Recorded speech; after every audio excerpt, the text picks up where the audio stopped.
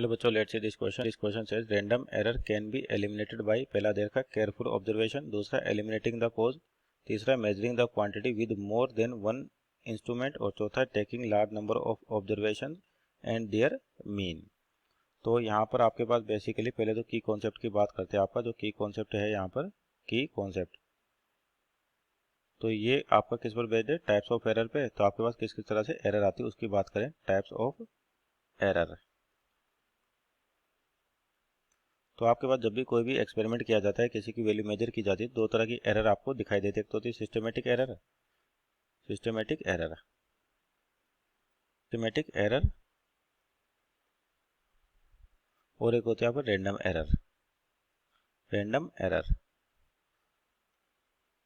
तो जो systematic error होती है ये क्या होती है? ड्यू टू इंस्ट्रूमेंट, यानी कि इंस्ट्रूमेंट के कारण आपके पास जो एरर आती है इसको बोलते हैं अपन systematic error, due to instrument.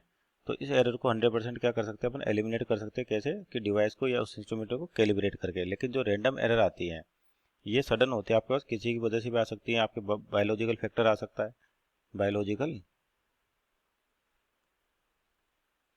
Factor आ सकता है, आपके पास सराउंडिंग सिस्टम आ सकता है, क्योंकि आपके सराउंडिंग में भी कंडीशन चेंज होती रहती है टाइम के रिस्पेक्ट में. टेम्परेचर चेंज हो सकता है, एयर फ्लो हो सकता है इसके कारण, और ह्यूमन ऑब्जर्वेशन के कारण भी आता है कि अगर अपन कोई ऑब्जर्वेशन लें तो आपके पास जो लेंथ है उसकी कैलकुलेशन में एरर आ सकती है. तो कहते हैं अपन ह्यूमन ऑब्जर्वेशन.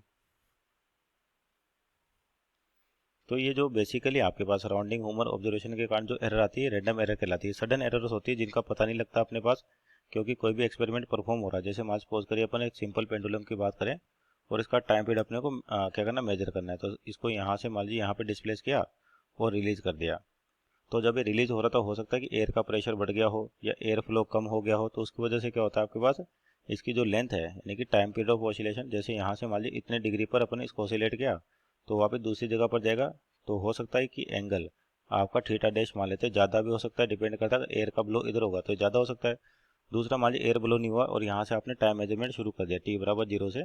तो पार्टिकल यहाँ गया, यहाँ पहुँचा, फिर वापस आया. तो हो सकता है कि जो अपन इसका टाइम मेजर करें with the help of stop watch, तो आपके पास जो टाइम का जो बटन प्रेस करें अपन तो इस पॉइंट पे पहुंचने से पहले भी कर सकते हैं, हो सकता है बाद में भी करें. तो ये ह्यूमन ऑब्जर्वेशन कहलाती है. तो रैंडम एरर आपके पास अननोन होती है आपके पास किस तरीके से कि भाई कौन किस कारण से एरर आई उसका पता नहीं लगता.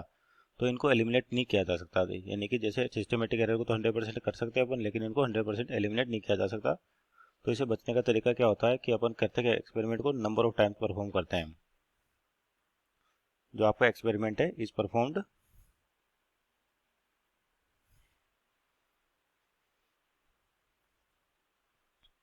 Experiment is performed number of times, number of times.